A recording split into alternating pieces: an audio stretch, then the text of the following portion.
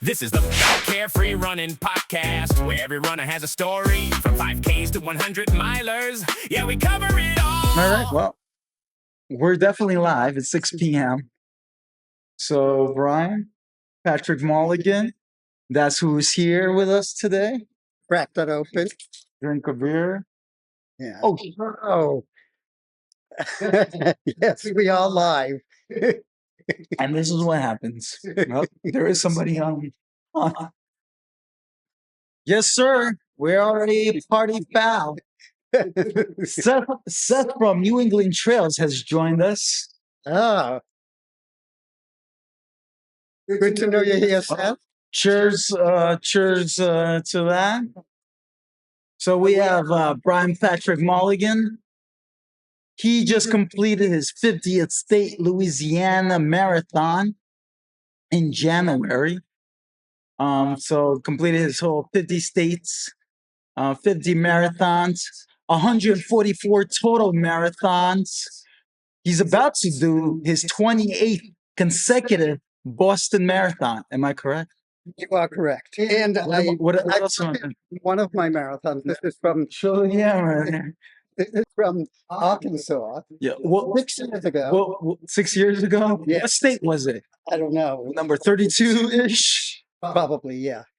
I'm sure I have that written down somewhere. But it's my biggest medal also. But I can't have it around my neck too long because my neck will go numb. Yeah. And of course, Amy, my wife, is on the comment section, and she is. Where should we start our story? Should we start from the day that little Brian came around? That's 17-year-old Brian. That's 17. Yeah, that's baby Yeah. Brian. Yes. Just graduated high school. Yeah. You want to run? Is that when did you start running? Sort of in high school, not like regularly. Yeah. That was much. Well, tell me how you started running. How did Brian, 17-year-old or 15-year-old? A friend and I would run like home from school and to school sometimes, Just for fun? Yeah. It was kind of like the telephone to telephone pole, thing that people do when they're doing intervals. That used to be the thing. You sprint from telephone pole to telephone pole. What made you start running? I don't know. I just liked it. I got more into it as I got older. So What's up with the hair? Let's talk about multi-personality Brian. yeah, that was when I decided to go blonde. Yes. Was that after, post any race? Was that pre-racing run? I think it was pre-racing. Yeah. Yeah. What year would you say that was? That was maybe 1986 or something. Yeah. Do you have like the most embarrassing moment in your marathon lifetime of running? Yeah. I don't know. Oh, no, I think my most embarrassing moment was during a 10K, during the James Joyce Ramble one year, where I puked in the chute. When you finish, you had to stay in order. What's a shoot? Oh, well, it's where you came in to finish. Now they don't need to do that because they have the chip in your bib. But then you had to stay in order, and so they record you accurately. And so you're in a chute and you have to stay in order. I puked in the chute, so everyone had to walk by this and or stand next to this while waiting to move forward. So that's the end, of course, finish line. So everyone is watching. So that's probably my most embarrassing moment. I see that you may be in a is that a running jumpsuit type deal that you're wearing, or is it just sheets? No, that shirt is funny because in high school I had a shirt my older sister gave me when she went to San Francisco that said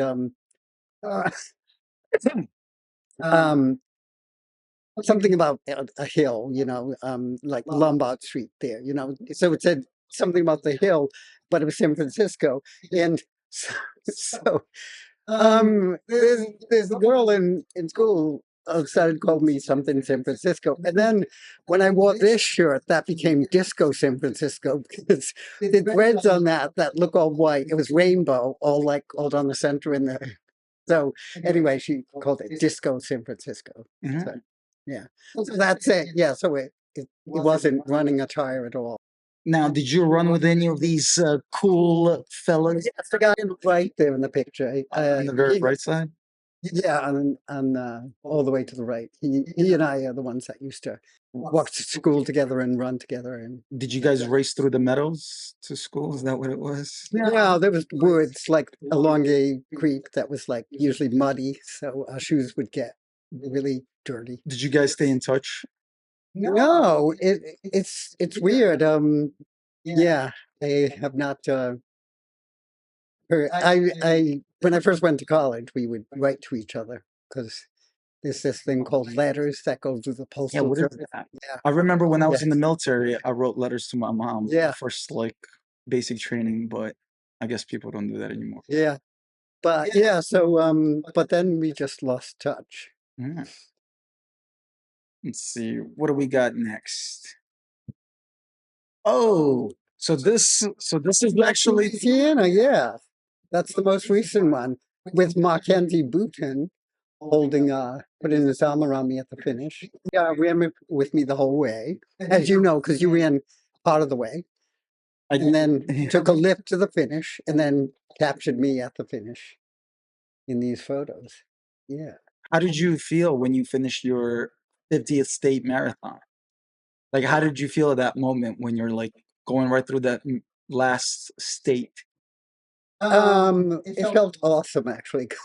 And I paused right before this. There was a road you on, and then you turn to this final stretch, and I started coughing. And I started dry heaving. I was like, oh, I was waving to Mac. I have to stop here and just to catch my breath. So did not want to. Speaking of embarrassing moments, I did not want to finish. Yeah, I know. I think Like that. I think there is a video somewhere, but I won't play it for. There is a video somewhere of you try. Yeah. I mean that was good. I was glad Mac caught that on the video. You were like, because- turn off the camera, turn it off. Ah, yes. So yeah. And I'm wearing my Ronald McDonald House of Providence singlet there. That's one of the clubs I'm in. Explain this picture. Is this your first marathon? It seems like you're very overdressed for something. No, I am overdressed because I do get cold. And that that jacket I had for many years. So it's always the zipper that goes on these things. But that I think that's on Cape Cod. Yeah, because there's no vacancy at whatever that hotel is. Was that one of your states that you counted? Was that one of the 50 states that you ran? No, Was it your 143rd marathon? no, it was no, because I was much younger then. And yeah, I don't. It must have been either Hyannis or Cape Cod Marathon. And I've done Cape Cod Marathon a lot of times, but I think this is probably Cape Cod. You know what's funny is that I think I labeled this as your first marathon, but maybe I was wrong. I probably was wrong. No, oh yeah, It feels like if you look at that car in the very back, it is 90s. And you start. When was your first marathon? What year? 97. 97. So that's about right. Yeah, but in my first marathon, I remember the red windbreaker that I ran in, and Oh, that's not. And it's not pouring rain there. Oh, My first one was pouring rain, red windbreaker that the hood kept blowing down, so I got soaked. So what was it like to run your first marathon? It was weird. It was I had done a bunch of train runs with my friend D, and she and I were both running, and she of course finished ahead of me, but it rained and it was windy the whole time, so it was like not that much fun, you know. And yeah, so many of the marathons after that were a lot more fun. What made you want to come back to run another marathon if the first one, usually when the first one is not great? Oh yeah, there was a run at Glenn Gomet that had run that day too. And he was around my age, and he used to win a lot of races, all the local races. And in Providence Journal the next day, he said it was his 39th marathon, and it was his toughest. So I thought, wow. So there's if that was his toughest, then there's got to be easier ones. Where do you think what's his name? Glenn Gourmet? Gilmet. Gilmet? Is he still, do you know what his story was after, like where he ended up? So I know he had health issues recently, so I don't know how much he runs, but I've seen him volunteering at races. So do you think he'll have more marathons at this point, or do you think he's got? I don't know. He's got more. No, he definitely could have more. Well, definitely, because that was your first year. However, he could have stopped anytime. Yeah, I know, and I don't know when he started too. Because I started at the age of 37, so I might have had 15 years of marathons in. Not your first marathon. Still, the picture's still very grainy. Just feels 90s. But no, and that probably is. What is that on your nose? Is there something on your nose? Yeah. That was the thing then. Those reed white strips. They're still around now. We're snoring. Yeah, but it was for so you don't snore while you're running marathons. No, it was so it would open your nostrils and you could breathe better, is what they said. And you know what? This is from the Hartford Marathon in 1998. Yeah. This was like, oh, this was the Boston Qualifier? Yeah, your first Boston. Yeah, exactly. That's what this is. Oh yeah, I forgot to say you're doing your 28th consecutive Boston Qualifier. You're in the quarter century club. Yeah. And what does it take to be in the quarter century club? Well, you run 25 consecutive. That's a quarter century, and that's it. Consecutively? Like Yeah. you have to make. Oh yeah, you have to make the times. Oh, there are. I don't know what the stats are. People who qualified every time, but I know there's. But you still have to run. I mean, you have to run the Boston. Right. It's either by qualification or to do it running as a charity run or something. Yeah. So. But now you don't have to do that. Right. And if we can still submit a time, like I for this year, I had a qualifying time in 2025, which I could have used, but if you don't submit a time, you just get put at the end of wave 2. I think it's around 3:30 pace. So if you want to stay with the people in corral 8 of wave 2, then you'd have to run 3:30 marathon pace, which is like 8 minutes. So in Hartford, do you remember your time? I do. At the Hartford Marathon here? Yes. It was 3:16:08, and my qualifying time was 3:15. So if you think about that. Well, how old were you? I was 38. So I always thought. What's the qualifying time now for 38-year-olds? I don't even know, because I below 3 hours, right? Yeah. Oh, it might be. It might be, yeah. And actually, in those days too, when I had talked to other people doing the Boston Marathon, they said, "Oh, it's easy now because we used to need a 250, and this was older guys that like needed a 250." They said when they were running it, and a bunch of them did like under 250. So I mean, I think having a qualifying time kind of pushes people to go faster than they think they can, Yeah. So your qualifying time was you said 3:16? Yeah, I did a 3:16:08. The actual qualifying time was 3:15, but in those days it wasn't. How come? Because they didn't have enough people qualifying? I don't know. What. And one of the things I looked at was like. So they let you in as a slacker, right? Because I thought, because it was you needed a 3:15 uh, up to age 40, like 35 to 40.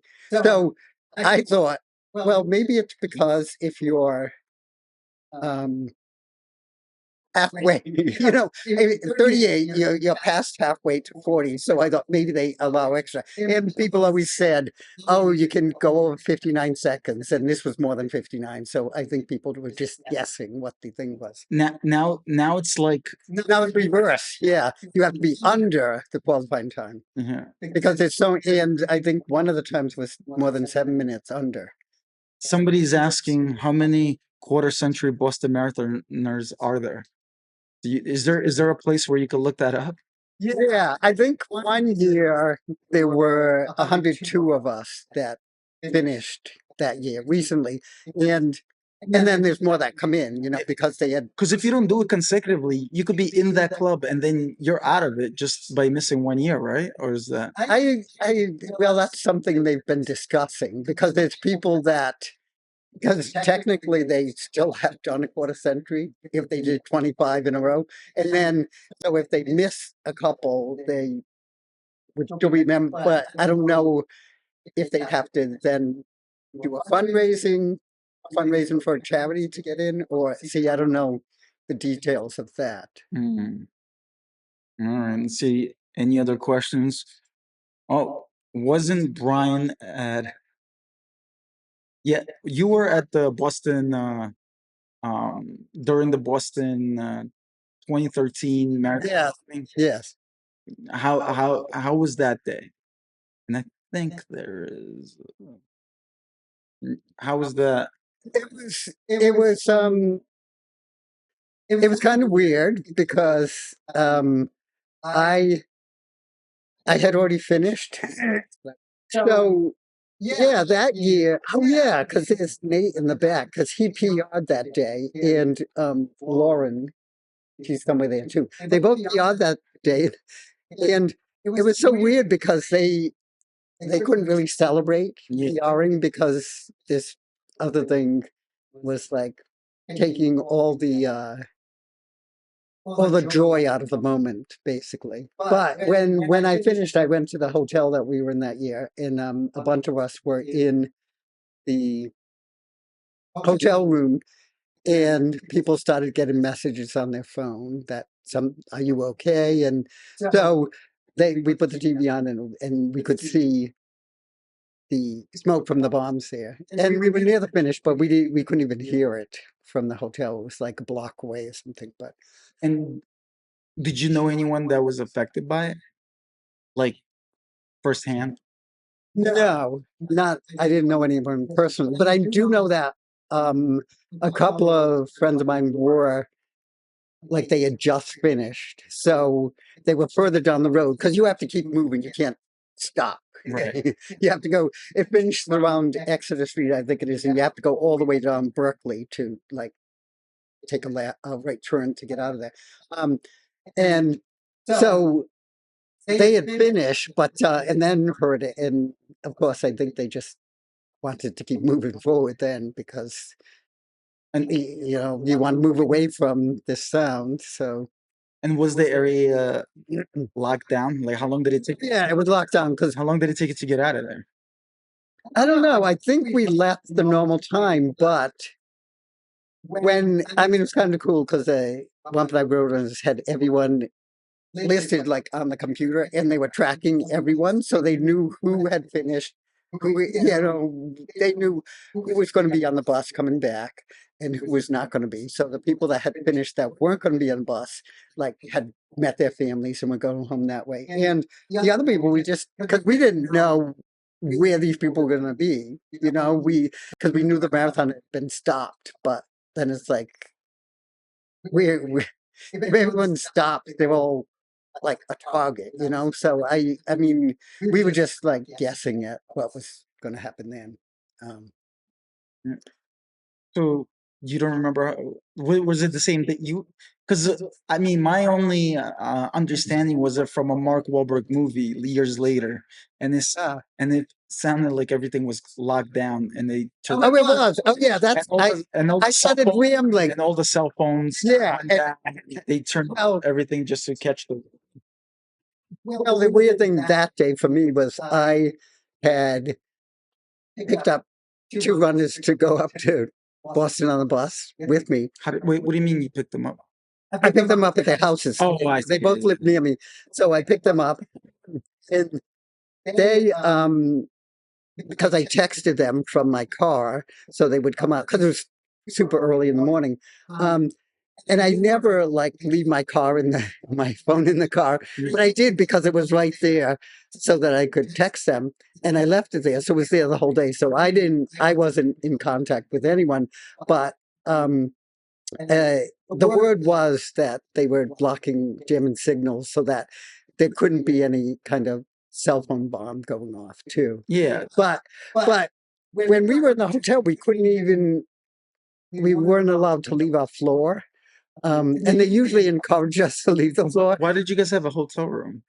because we would all meet there afterwards and we could shower in the hotel room. Guys, but was it part of the Wampanoag Yeah. arrangement? Yeah, it was part of the bus, the hotel, the bus there, the bus back home, the snacks in the room, and a massage therapist in the room, and yeah. So and we still do that now, but now we have a function room, so it's a bigger room where like, it was one of the issues with having a regular hotel room was everyone would like sit on the floor in the hallway, and all the people in the hotel would have to step over their legs and whatever because they're all, and so they would encourage us like to go down to the lobby to eat at the restaurant down there so that we didn't congregate in the halls. And then that year, of course, we couldn't go down to they made us stay on our own floors. And but we could walk around on the floors. So we looked out the window and it was like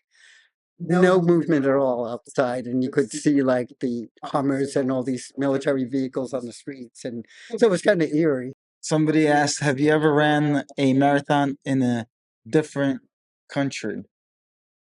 Yes, yes, I have. Where? I've run in Canada. I've run in Germany, Ireland, France, Australia, England. Isn't there a thing where the majors? Explain what the. Oh, yeah, the majors are it's 6, which is going to become 7, and then 8 and 9. Yeah, what is it? It's marathons. Abbott is the company that puts this on World Marathon Majors. It's Boston Marathon, Chicago Marathon, New York City Marathon in the U.S., and then Berlin, London, and Tokyo. And they're going to add Australia next. How many have you ran from? I've run 5 of those, and Tokyo's I think the most difficult to get in. So Have you run Sydney? Yeah, I mean, no, I haven't run Sydney, but I ran in Sydney as part of the Gay Games in 2002. But it wasn't the Sydney Marathon, so I would have to run that. If somebody already ran, so Sydney is not part of it yet, right? No. But if it does become, but if somebody already ran that marathon, do they automatically count it as the? Yeah, I think so, because before they did the majors, I ran New York City in 2000. And it was a great time, so I wanted that to count as the majors, and that counts, so it counts, and they count how many majors you've done. Like all my Bostons count as majors having been completed, and 2 New York Cities, Chicago, London, and Berlin. Now, have you ever considered doing one of those trips where they do a marathon on every continent? No, I did talk to a guy who did that last year. And it's He did the Arctic or the Antarctic? yeah. Yeah, it's Oh, you said they do it on the ship or something, right? Or no? no, I mean, there's an actual Antarctica marathon, which if the weather's too bad that they can't like dock at the Antarctica, then you'd have to do it on the ship You said there's an actual. They have a yearly Antarctica marathon. Yeah. Um, and I think there might be, is there a North Pole Marathon that, which of course would have to be on a ship, but yeah, the 7 continents in 7 days, it's like $45,000 to do that.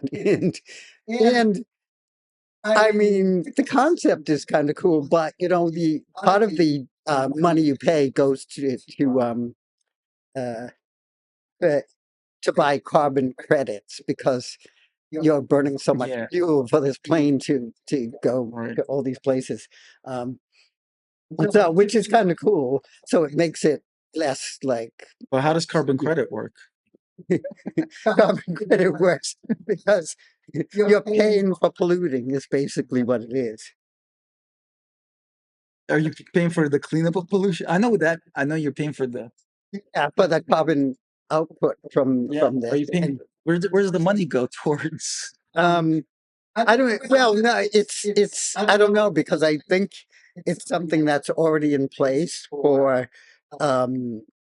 Like I think airlines probably have to pay this, and in which they would, of course, charge for your tickets and that. Yeah. But so I think it's a normal thing. But for that, I mean, it's so specific, and I mean, you could look at it as unnecessary. That there's probably it's good that they pay more. Yeah.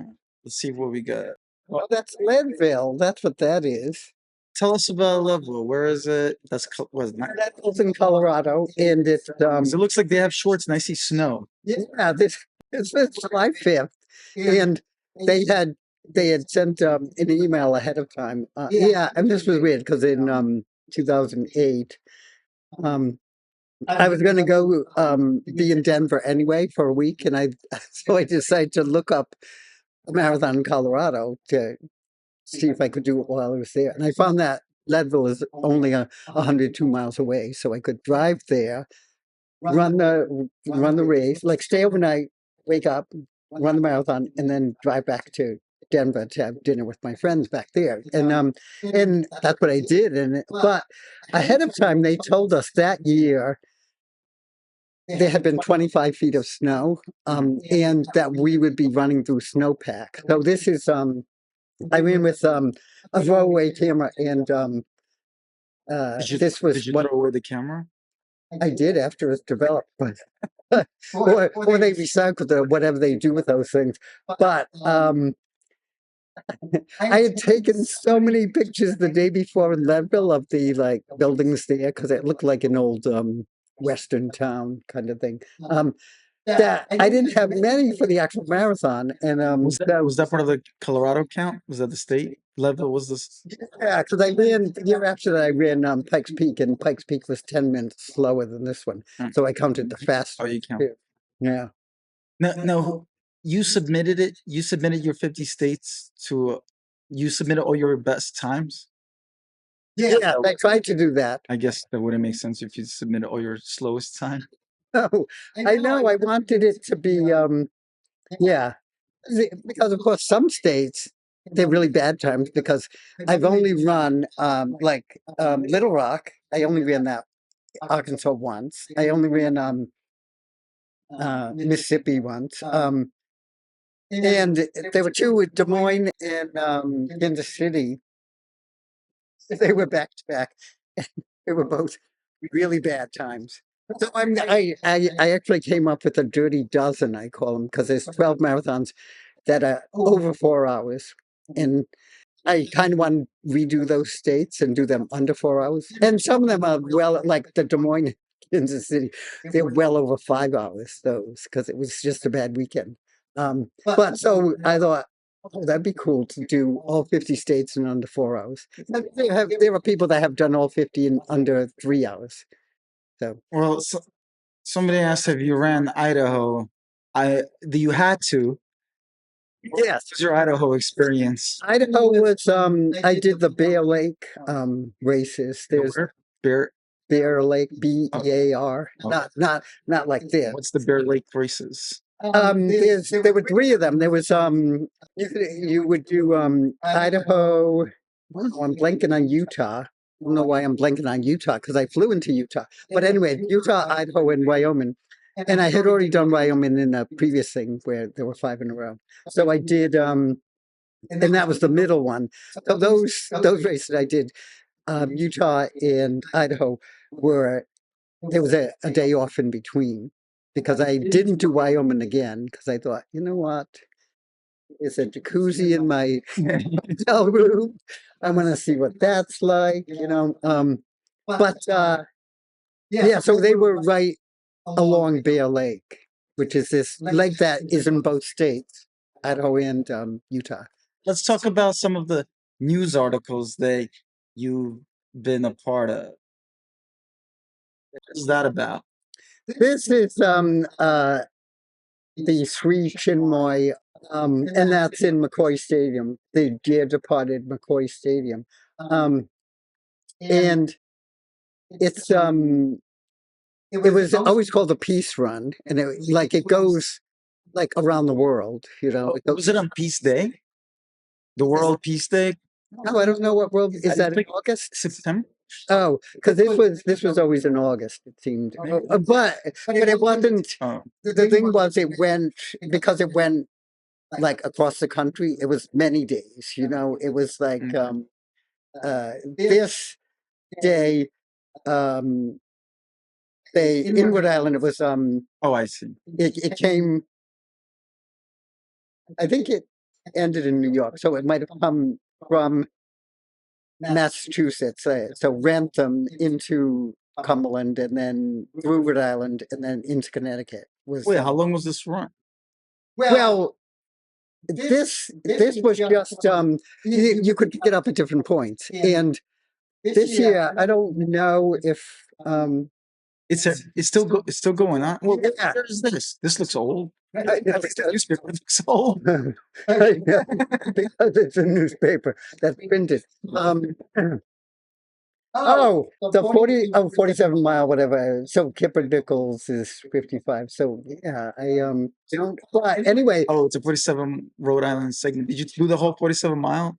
no, but one of the years, my friend Dee and I ran from. We picked it up in Central Falls, I think it was, and ran to the Sister Reservoir, and then it's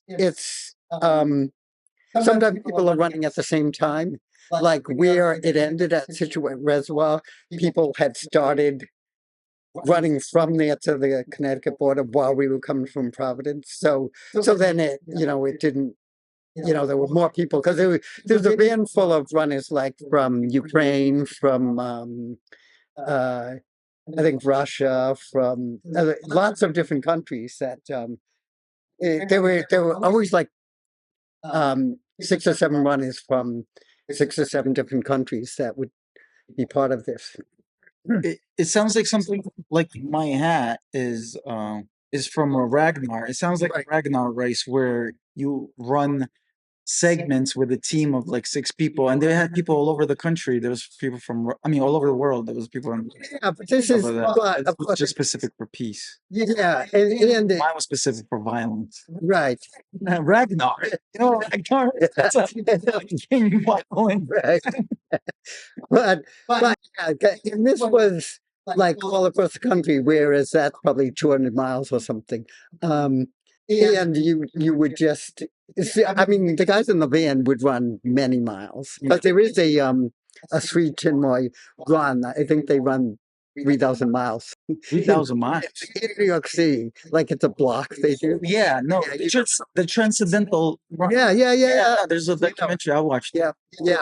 Kill me. I know. So some of the people I ran with had done that. Yeah, but how long did they last? It's months. Well, yeah. Is it a specific distance, right? Yeah. It's not like like 31. It's not like a last person standing, because it almost seems like there is a last person standing. But I think there's a guy. When I watched the documentary, I forgot the name of the documentary, but it was following a person. I want to say from Sweden, or one of the Scandinavian countries, and he just came here. I think he was a postman, and he just came here for this. He would come just for that run. Oh yeah. He would end up at the very top. either first or third, whatever. But Yeah, it's a Ukrainian person that won that year. yeah. But he lasted like the whole. Yeah, it's kind of weird because I don't think they run.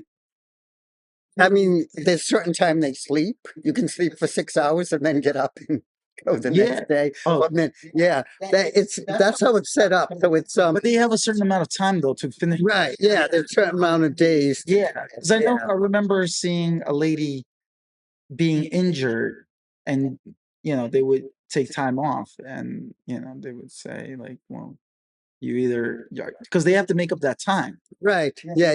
Because I think it's Maybe you wouldn't get to sleep. I think they have. Yeah. Yeah, exactly. Yeah, because they have to sleep, obviously. You probably have seen the Sri Chinmoy statue. There's one in No. Roger Williams Park. Yes, Well, I've probably seen it. I just don't know what it's supposed to. yeah, What is it? yeah. It's because of the What is it? peace run. But it's just a statue of him. And on the bridge, we would usually start at the Cumberland. We, meaning my friend D and I, we would start at the bridge between Cumberland and Central Falls because that was designated a peace bridge in 1987. And so there's a bunch of different peace bridges. So we would run. And some of the mayors, like Jeff Mutter, is the mayor of Cumberland now, and he's a runner. Yeah. He's run a 225 marathon. I feel like and he would run like from Cumberland to Central Falls or to Pawtucket, where there's another peace bridge. And were you keeping track of all the mayors you ran with? Was that? I feel it's funny. When I ran with the current mayor of Providence, Brett Smiley, when I was running with him, he had gone to a mayor's conference like in, I think it was Toronto or something. And so I found out the Toronto mayor was a runner, and he had, by gathering like that, of course, when you're a runner, what do you do when you're in a different city? You go for a run to see what it's like in the city. Yeah. And so he met all these other runners, and I think the most known runner now is Jacob Fry, the mayor of Minneapolis, because he had gone to the Olympic trials in 2007. Yeah. So he's, so he's known for that, but he's also known for being the mayor. Is that what they're known for? Yeah. Well, yeah, because of the George Floyd thing. I mean, he was big in the news for a while too. So how many mayors have you ran with? Jorge Elorza used to do a run in Central Park. The what? Roger Williams Park. I'm saying Central Park, but it's Roger Williams Park. And so I ran with him a couple of times. I run with Jeff Mutter. When I did my PR in the Boston Marathon, it was from running with Jeff Mutter. I did like either 6 or 7 20-mile runs with him. He's the Boston. Well, who's Jeff Mutter? He's the current mayor of Cumberland, but he was running. I think he was running Boston that year, and but he ran slower. So with 7-minute miles, he ran with me. That was slower than the pace. Did you guys talk? Did you guys talk about anything? I'm sure we talked about a lot of stuff. Oh yeah, at one point I said my car was destroyed, and his company was Modern Motors, and I said, "Why haven't you tried to sell me a car? I need a car." And so I did buy a car from him. You bought a car from him? I did. What, after the marathon, after you talked to him about it? Yeah, because I said, we did all these runs together. You never mentioned, that. He didn't want to be rude. I know. It's like he's not a self-promoter, really. Yeah.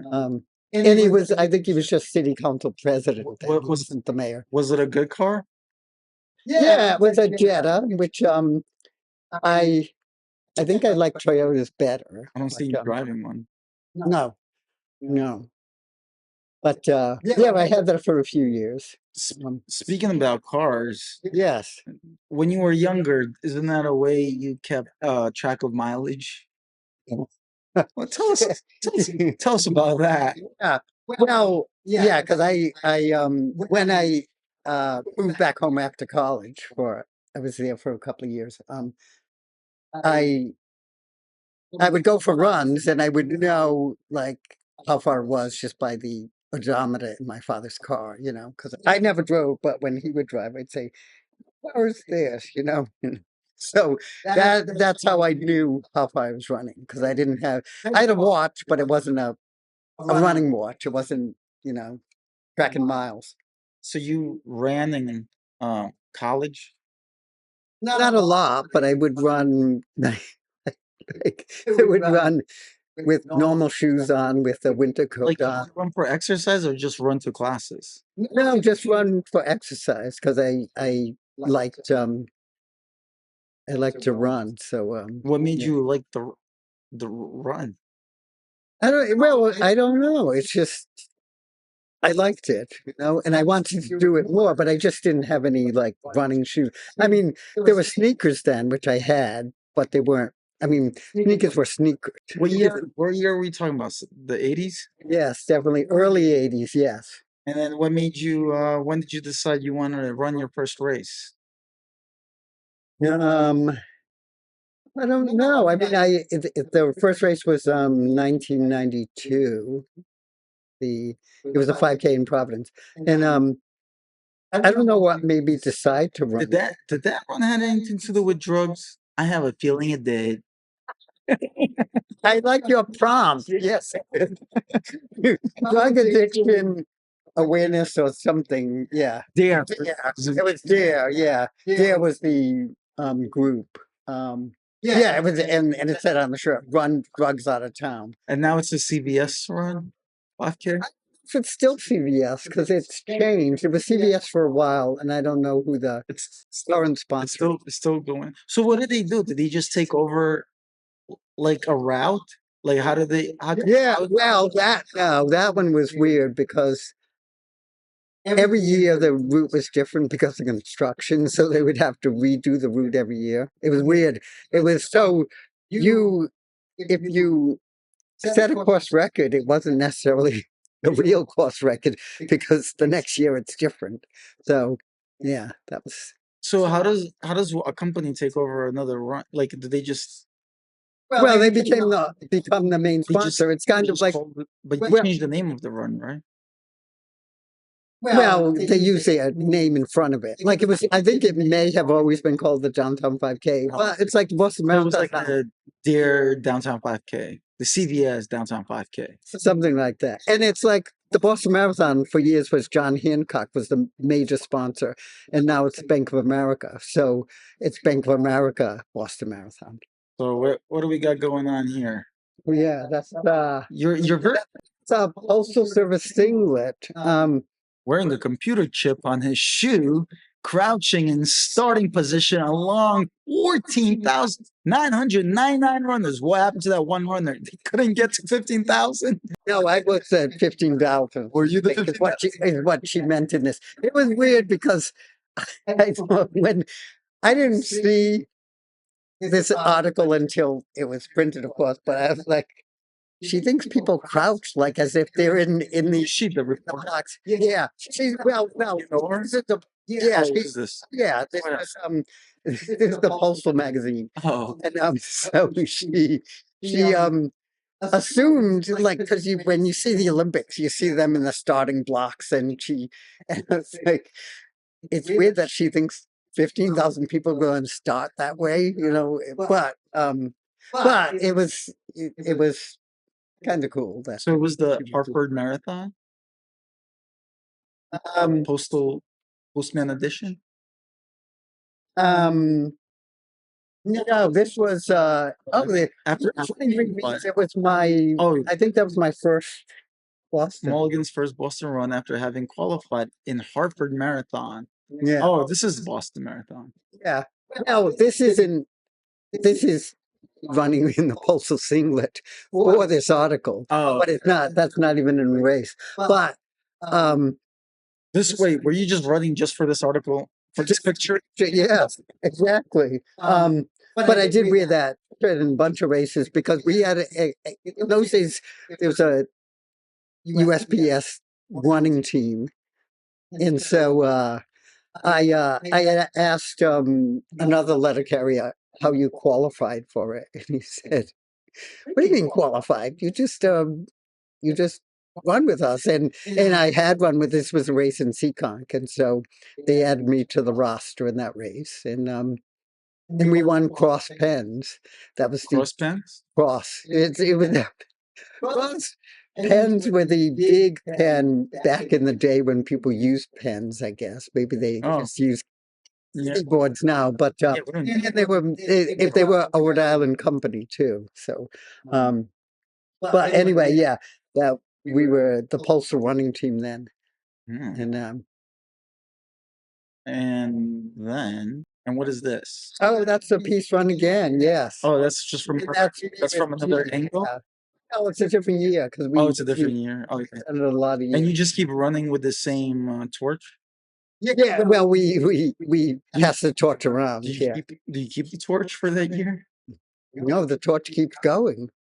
Or who keeps the torch between the runs? Well, it goes to the next. Oh, I don't know. The three Oh, you white just- people. Oh, you just- Yeah. Oh, Yeah, we will pass it around. And the cool thing about the torch, though, is whenever they say, "Oh, do you want to carry it for a little while?" You take it and you always bolt to the front. It's like you get this power from holding it that you want to run to the front. So that was pretty wild.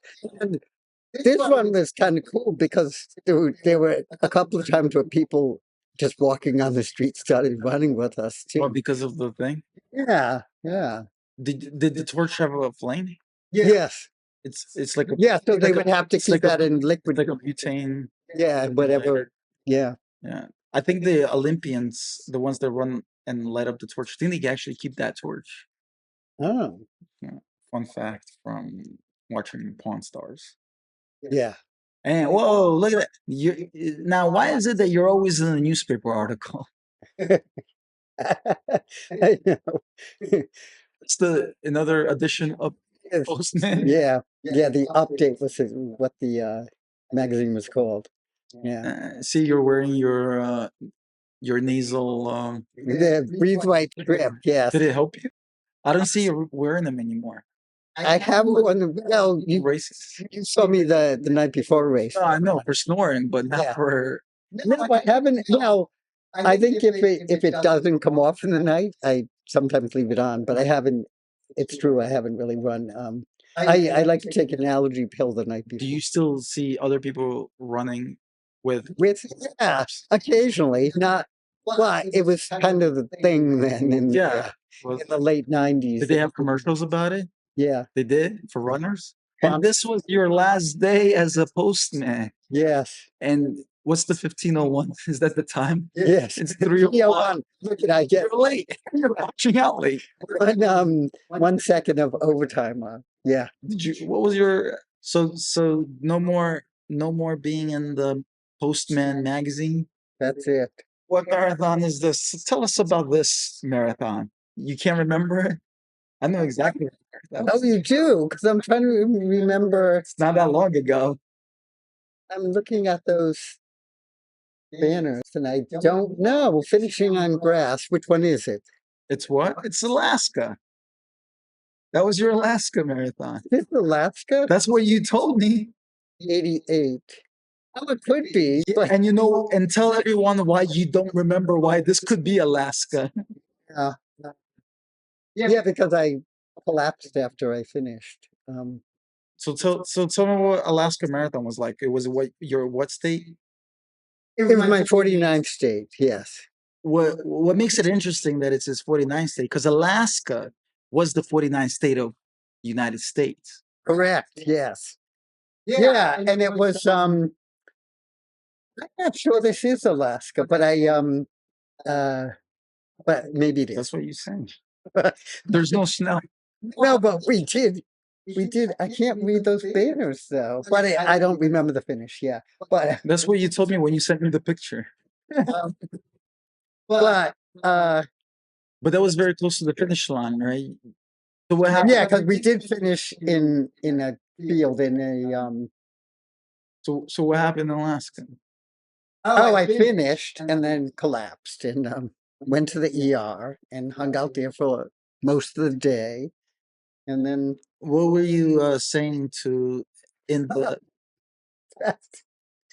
oh, I kept saying, did I finish? Did I finish? I kept asking. What did they keep answering? Um, I don't know because I kept asking, I must not have remembered what they kept answering. But when I got my backpack, because they had brought my stuff to the ER, I said, "Oh, there's a finisher medal in there. I must have finished." They wouldn't have given like a finisher medal to a dead body on the ground. I must have finished, you know. So, yeah. So that was that. Was that your first collapse in the marathon? Well, it was, it was my worst collapse. I had collapsed. Luckily, there was grass there. I know. No, I had in the 50th state, not Louisiana, not my 50th state, but in Hawaii, I collapsed there. But it was like my entire body was cramping up, and I just fell over. So that was yeah.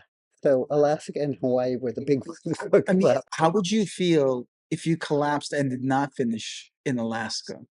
Well, I would say it would be like the Dirty Dozen states where I want to go back and redo them. So I'd have to go back and redo it. And Alaska is such a huge state. Mhm. It is a state to go back to because I did want to do more while I was there.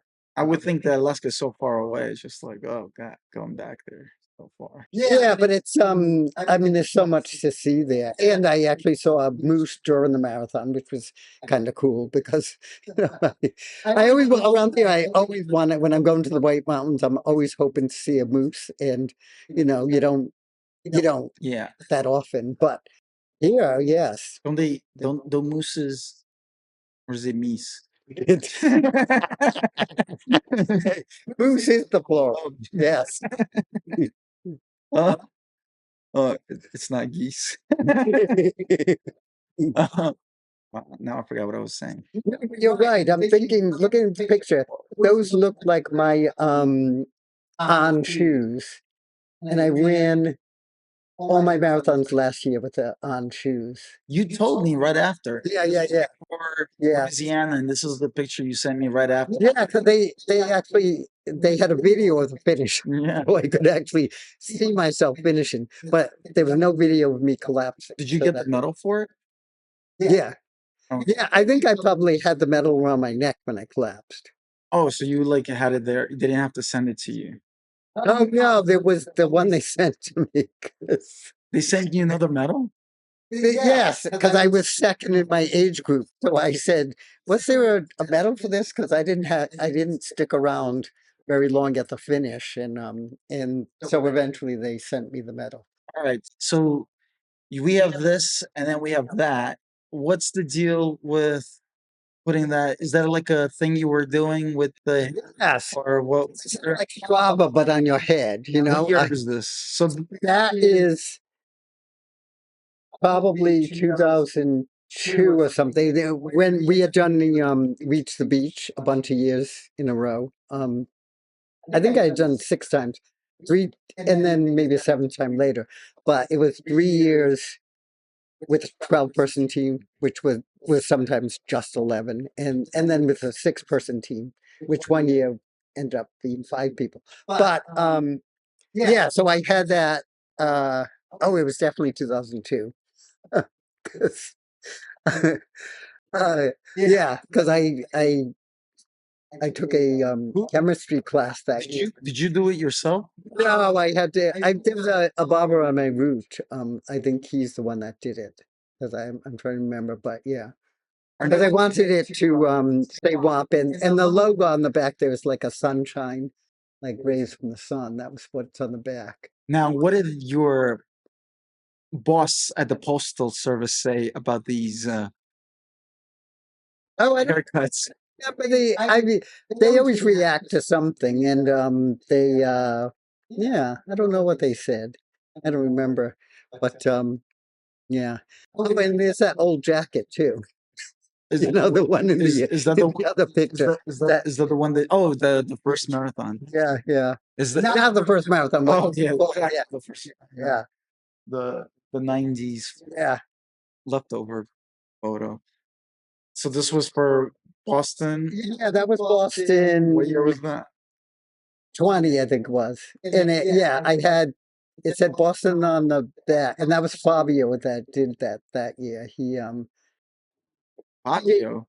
Yeah, Fabio's a local. He's a runner who, and he does. I think he works at Carefree. It was in now. the book model. No, not that one. No, this one was. He was Barbara Ninja. He was on American Ninja Warrior. Oh, This one, yeah, that's who pretty did my hard. hair. Yeah, yeah. You even have athletes doing your hair. I know, isn't that cool? But yeah, so it said Boston across the back, and one side had the unicorn logo, and the other side said 20. So that was for my 20th Boston. So what's the deal with this photo? Everybody wants to know because it's a great photo for to get people to click on, I think, and people's like, but This was in the I've seen other people with medals or like wrestlers do with the belt over their shoulder, that type of thing. And so this was when I did my 25th Boston. So this was like all 25 medals. So you brought one each arm, and then the most recent one in the middle. So you brought all your medals with you to the race? No. That's at my house. This is your house? Yes. Where'd you get the wallpaper for that? That's a Mylar blanket you get wrapped up in at the finish. Oh, you put that on the wall? Well, I hung it, yeah. I hung it on the wall? Yeah. Oh, I thought it was one of those race photos, where you... I know, yeah. And they do have that where you can post money. So it's for home. Yeah. Because that would be weird to carry on. Well, I think you would do it if you were going for your 25th and you were going to post. You had that picture. You had that idea for that picture in your head. You might have brought him with you. Yeah. Although you were very confident you were going to finish that 25th marathon. I know. See, that would have jinxed me. Yeah, maybe I wouldn't have. Yeah. How many was there marathons that you DNF'd on or did not finish? Yeah, there was Lennox. It was called Memorial Day Marathon, and I'm not sure if it still is going on. But where's Lennox? Lennox is Western Mass, like towards the Berkshires. And it's near Pittsfield. I think it's west of Springfield and that. But this marathon, I did it one year. I had a pain in my leg that I thought I was over. And then I started feeling it at mile 5. And then it just kept getting worse and worse. And so I started walking later on in the teens. And then I really wanted to stop at mile 19. And I said to the people at the aid station, can I get a ride back from here? Because it hurts even just walking now. And they said, oh, if you can make it to mile 21. So I walked 2 more miles and then dropped out at mile 21. And so that was my first DNF. And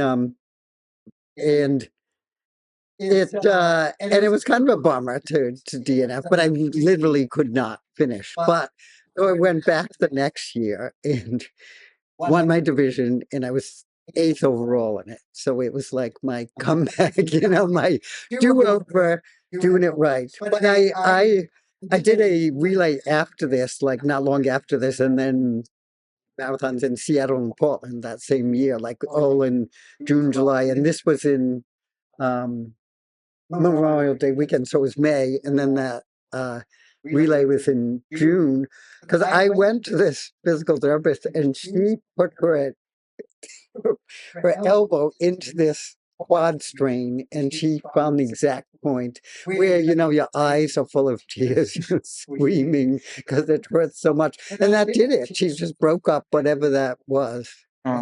Yeah. And so I was able to run after that, so it was like magic, because maybe you could get her a number to work on my knee. I know. I've lost track of her because I was going to have a second appointment with her, but she was in I'm blanking, National Guard. So she was in that weekend he was away, and so or for a week or something, and so I didn't get to see her a second time, but I didn't even need to, because I was able to do all those other races. So that's what you were going for.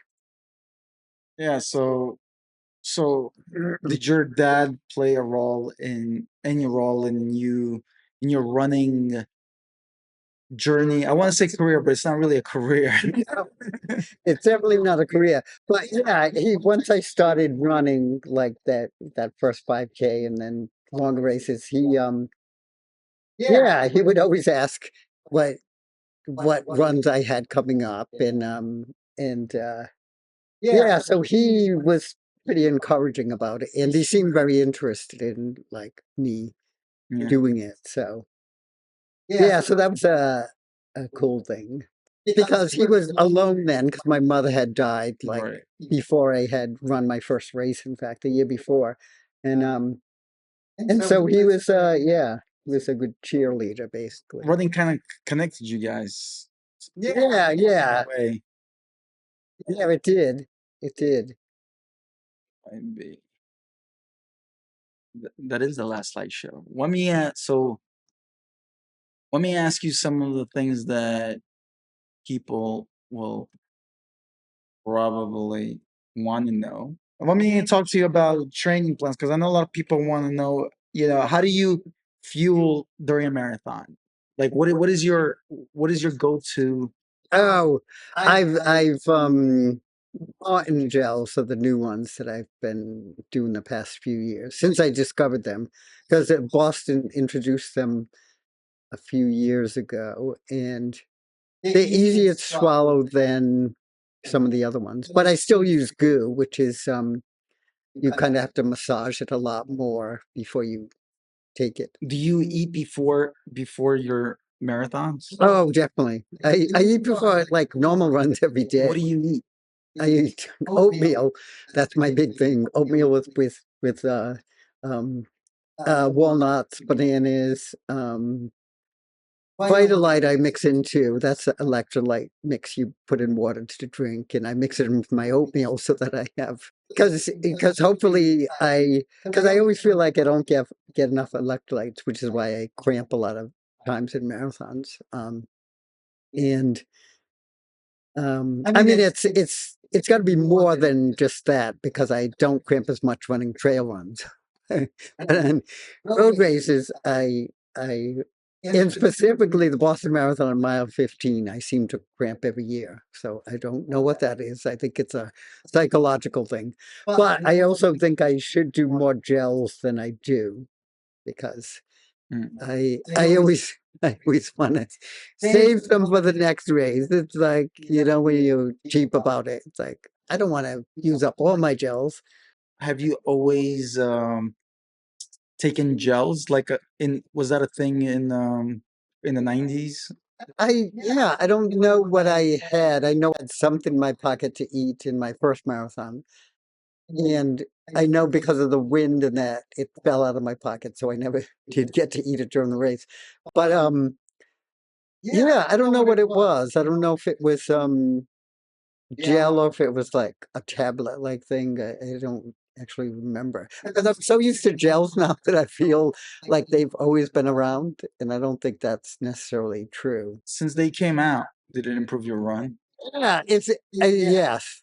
As long as you can time them right. Like I usually would. The bad thing with me is I would wait until I needed it, and you should. They say some of them say do it every 45 minutes, and I probably should do that, but I always wait. Like my first one, I almost have a rule, like not until you're in double-digit miles, and really I should do it before that. What's your electrolyte go-to? Oh, electrolytes is it's whatever's on the course, because Oh, I'm you not one of the picky ones. Like there's people that like have to do have to start training with whatever is going to be on the course of what they're training for. And I've never been like that, because it's like I'm not, unless you want to carry something, your own stuff with you, which I have done too, to make sure I have enough electrolytes. But like in London, the electrolyte drink they were having, they don't even sell in the US. So I bought a bottle of that like the day before the marathon and drank it just to like see if and I thought, oh yeah, I could drink this during the race. It's like, it's, but I think anyone could do that, unless it was like something that like had this really bad taste to it. Yeah. Then I think you could do whatever comes with the race. What's your daily routine? In your daily routine, like what do you do daily, like for your runs? Like, do you run every single day? Yeah, just week routines. I yeah, there've been weeks where I've done like run all 7 days, and there's weeks where I'll it seems to be often Monday and Friday where I just will not run, because I'll put it off and then it never happens. Because if I run early in the morning, then I've done it, But if I put it off, then there's always something else that's going on where I somehow can't get in a run. So, but when I'm meeting with people to run, like later in the day, it's easier to do run then. So yeah, so some days I'll do 2 runs and some days I'll do none. And then not always, I mean, some people follow specific training programs where they have a day off, where they have the long run a specific day and the time for the long run and all that. And I've tried doing that and it never quite works. So do you have a specific, so you have a marathon coming up in Boston. Do you have a specific training schedule for that? no, I'm just trying to get in many, like the Louisiana Marathon was basically a training run for Boston, because it was 3 months before. And so it's, so that way, and it was a good run, it was under 4 hours. So that was a good training run for the distance. And so, and then, other, like I just did New Bedford last weekend, that was another training run for Boston because it gave me confidence doing a decent time there, like going into Boston. So, yeah. So what is Boston training run for then? Oh, yes. Whatever I would well, I do have some ultras coming up this year, and I might do one in May. I have to see if I can do it. What's in May? There's Manchester to Monadnock, which I've done a few times. I've done that like 3 times. How long is that one? It used to be 55 miles, so it's still listed as 55, but it's really 50 point something. Oh, so it's nothing. Yeah, it's nothing.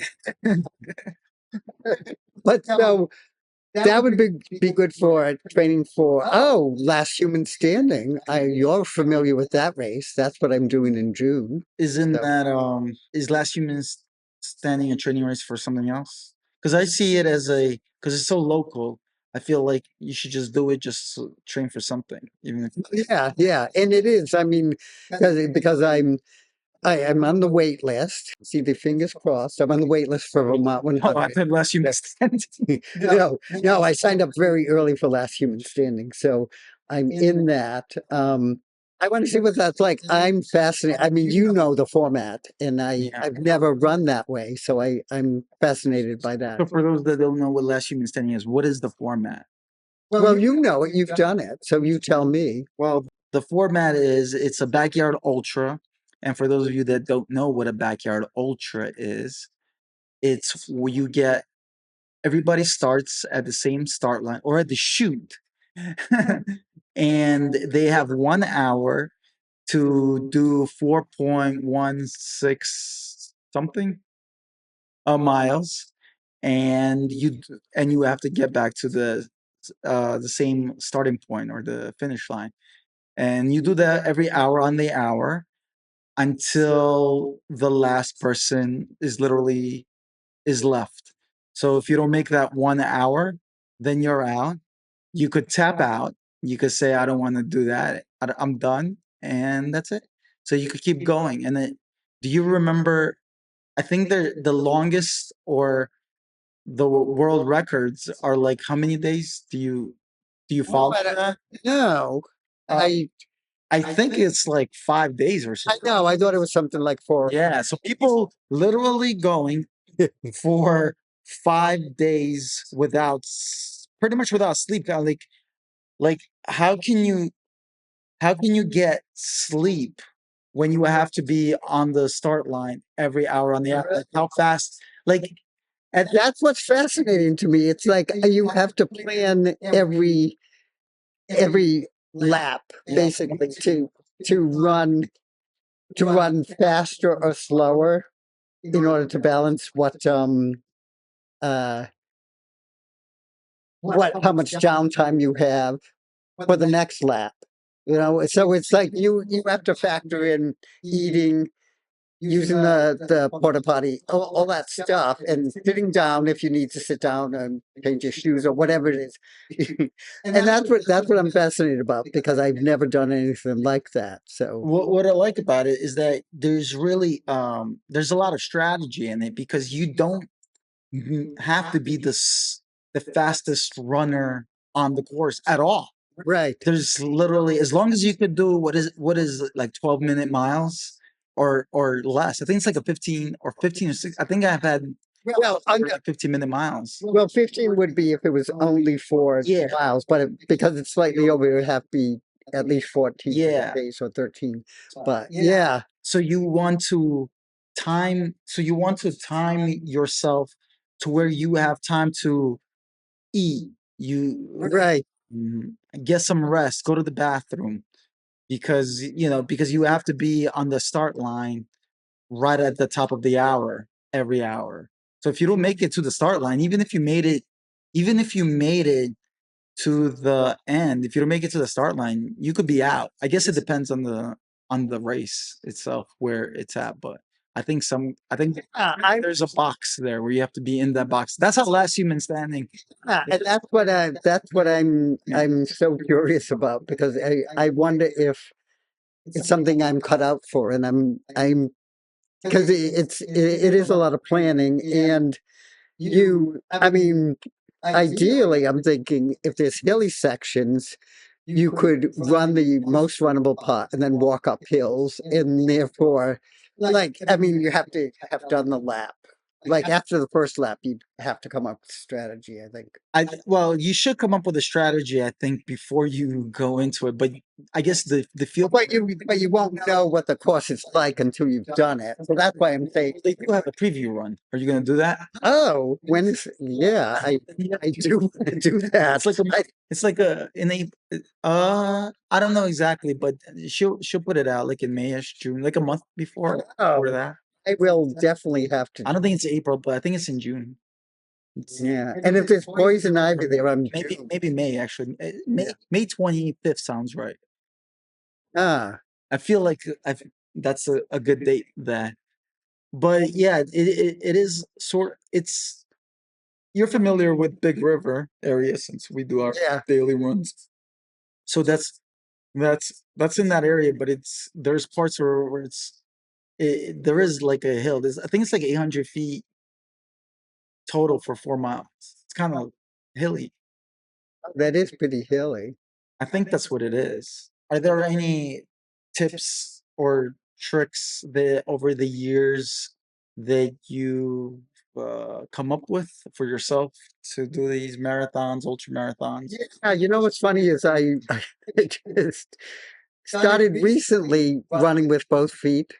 Both feet. Yeah. What do you mean by that? I mean, I feel I think this is true of most people that one leg is dominant, just like one hand is dominant. And so I really feel that, like, whether it's going upstairs, you notice that I would tend to use the right leg to step up, and then the left one just follows and does what's next. It's like, and I feel like that's the way I always ran too, where the left leg just came along for the ride, and because I had to. But I've tried to focus on using both legs as if they're both the dominant ones. How do you do that? Well, You just focus. You physically focus to use focus to use my left leg rather than it just coming along for the trip. and just going along for the Yeah, ride. yeah, because I feel that's how because I did have noticed my right calf is a lot bigger than my left calf, so it definitely does more work. And I think even driving, where it's always poised to put on the brake or the accelerator, it's there doing the work, and the left leg is just Just sitting. hanging out there. Yeah. So when you're walking, it's just like I and I don't know. I mean, this is, I don't know if there's studies on this, but I feel like the my right leg, and I'm not speaking for everyone, but maybe some people have their left leg that's the dominant one. But I feel like it's it just gets more developed because it's more of the burdens on it. Yeah. Well, it makes sense because my right knee is killing me. Not killing me. That's my injuries. Yeah. Right knee. So I'm probably right leg dominant. I mean, Yeah. I'm a righty, but I don't know. I don't think it transfers the same way. Does it? Do you think? Oh, because and my all my injuries are in my left foot too. So my right foot feels dominant. But I'm wondering if it's because my left leg is just weaker, and therefore it's had the fractures and it's the You ankle rolls, and yeah. well, speaking of fractures and stuff, what was your worst injuries that you've had? Well, I broke my third metatarsal in my left foot. So metatarsal Years ago. is your pinky foot, Well, not it's pinky, but yeah, the middle one your would be the middle toe. Yeah, toe. yeah, and that's and it's not like it's not. I mean, it's in the instep basically. It wasn't further up where the toe where the toe protrudes. It wasn't there. It was like further in the foot How did itself. you break it? Oh, that was the Monson Marathon 20 years ago. It was, I think, November. I ran that and it broke during the race. I had actually, I had pain before the race, and I thought it was because the shoe I was running in had a tongue that twisted, and like it would like it folded over, so it always pushed on that area. But so I was blaming it on the tongue of the shoe I was running in, but it really, I think, was It was the user of the shoe. yeah. Well, I think the pain was maybe it put pressure on that, but the pain was because there was something wrong with that bone, which was probably a stress fracture that like snapped all the way through during the half marathon. So that was like 10 weeks of downtime from that. And Was there any other injuries? well, it wasn't running related, but in the same Not really. what I broke the calcaneus, which is the heel bone, because I was Hitting somebody in the face? no, I jumped from a great height, and Oh, was it it a was bridge? Tell us, was it a bridge running story? it was actually the hurricane barrier. Oh, Yes, the hurricane. yes, and it's not. So it's not a bridge. It's not. You're not supposed to be on this, and so it was kind of a foolish thing. But I've always liked climbing stuff, and so I did climb on this and went across it as if it was a bridge. And then, of course, because it's not a bridge, there's no way to get down. So you jump. How big was the jump? I don't know. It probably was not that big, but I'd say at least 20 feet or 25 or something. Would you say that you're a heel striker since you jumped and hurt your heel? I really am a heel striker, though. And I think that's why the super shoes like help to change that. And I don't know, in the zero drop shoes, I guess. But yeah, I've always been a heel striker. Do you have an opinion on people that striking heel first versus forefoot striking, midfoot striking? Do you have an opinion on that? No, I don't know which ones. I mean, supposedly forefoot is more efficient, but I don't know. I think it's sort of a thing you do naturally, and you'd have to work to change what it is, or wear a shoe that would make you change. Yeah, I mean, I changed my. I was a heel striker, and then I forced myself, like you did, with thinking about striking with your both feet. Yeah. I would think about striking with my forefoot, but now I'm like really forefoot running, like Oh, forefoot, like as if you're on tiptoes. like almost, yeah. And I think you could hear it. I think you could hear people with the heel. You could hear like like it's more silent when you're forefoot running than heel striking. You know, when you're like, I think when people are running, you could just hear like a lot of smacking against the.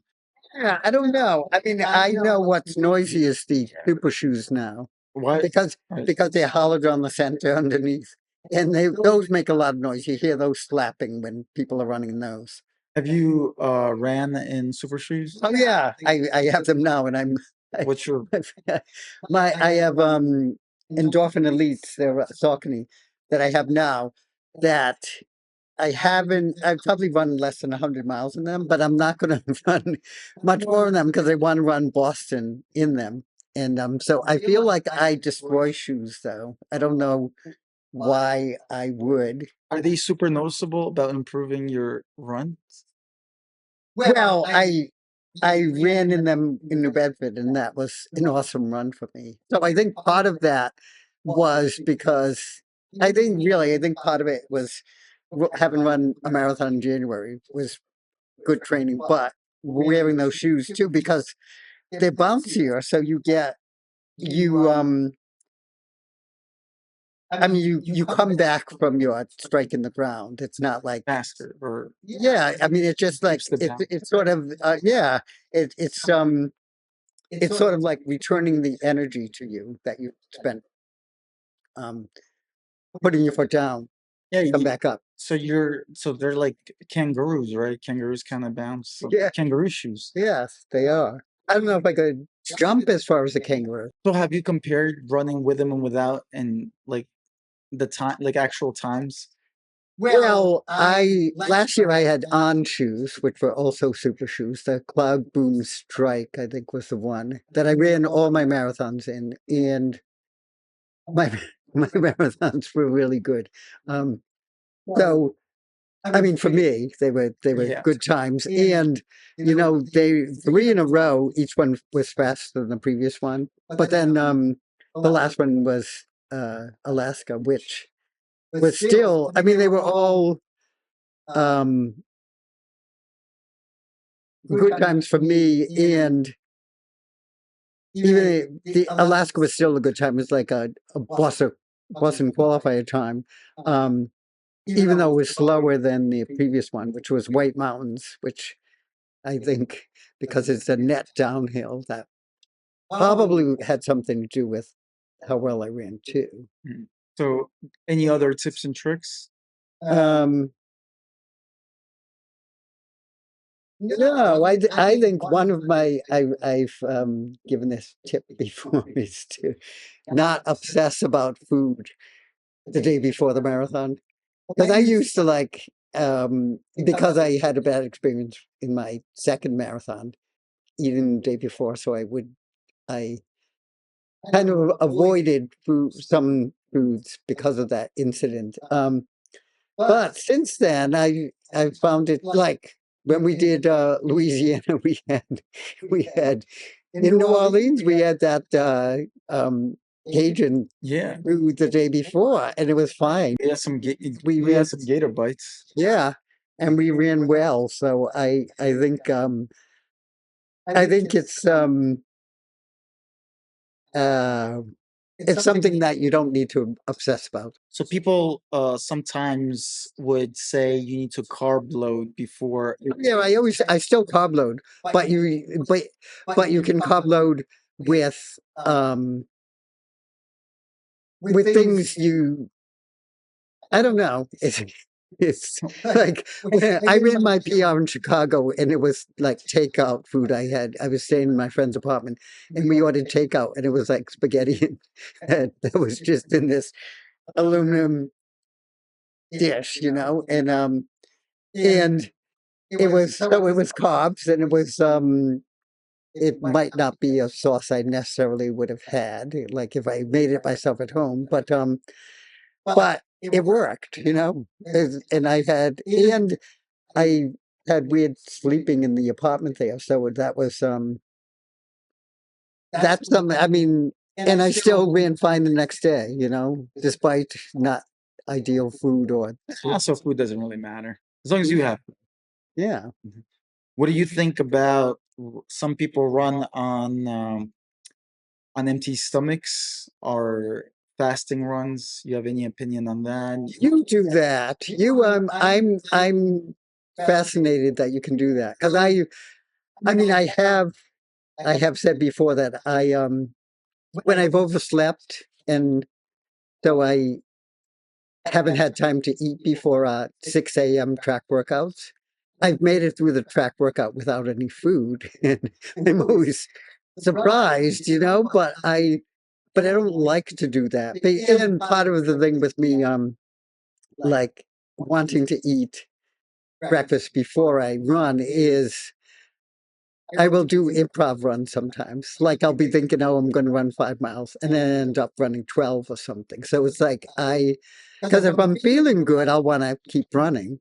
And since I don't have to like finish in time to go to work, I can do that. And so yeah, I do like to have food in my stomach because then if I do decide to run long instead of a short run, then I can. Your weekly routine is you don't have one, you just run every single day.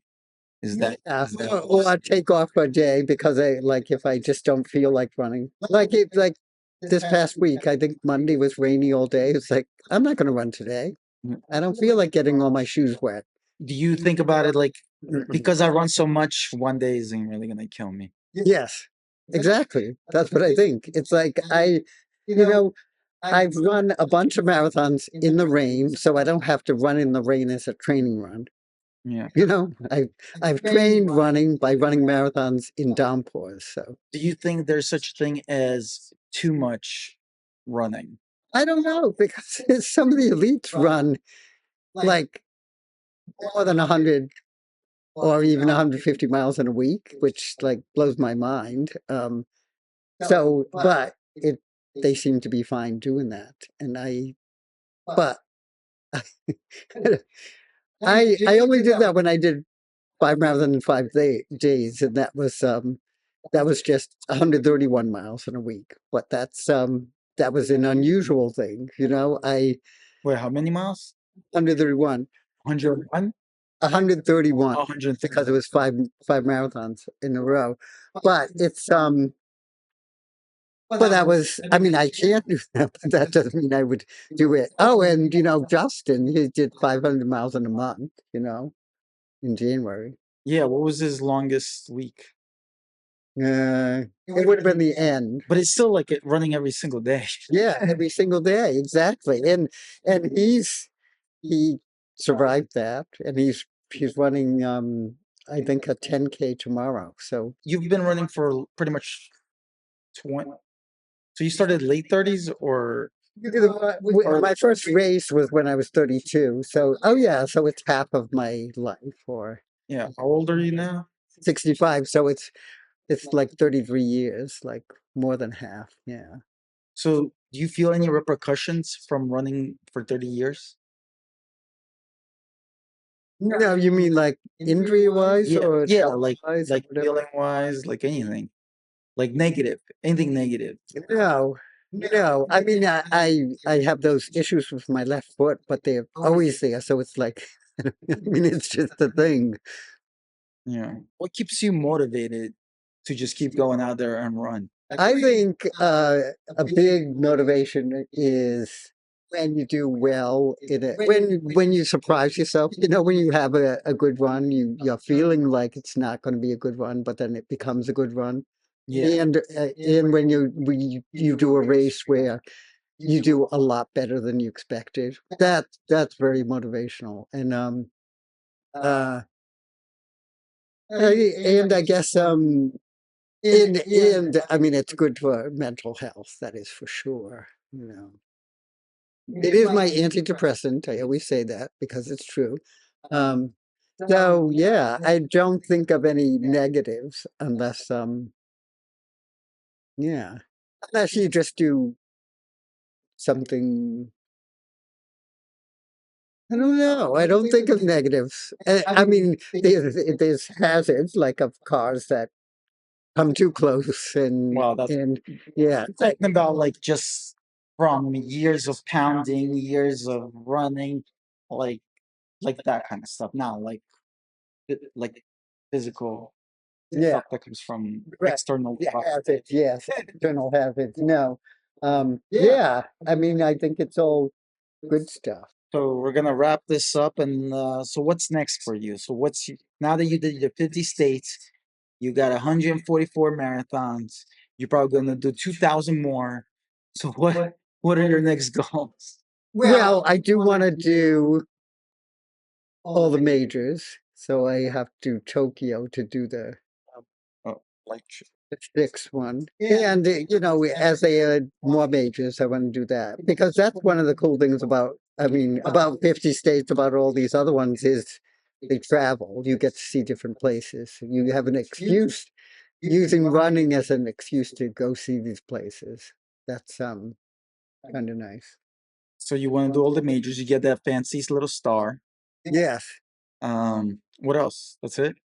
Yeah, well, like I said, I want to redo those 12 races to see if I can get them all 50 states under 4 hours, which would be kind of cool. How many times are you gonna retry it?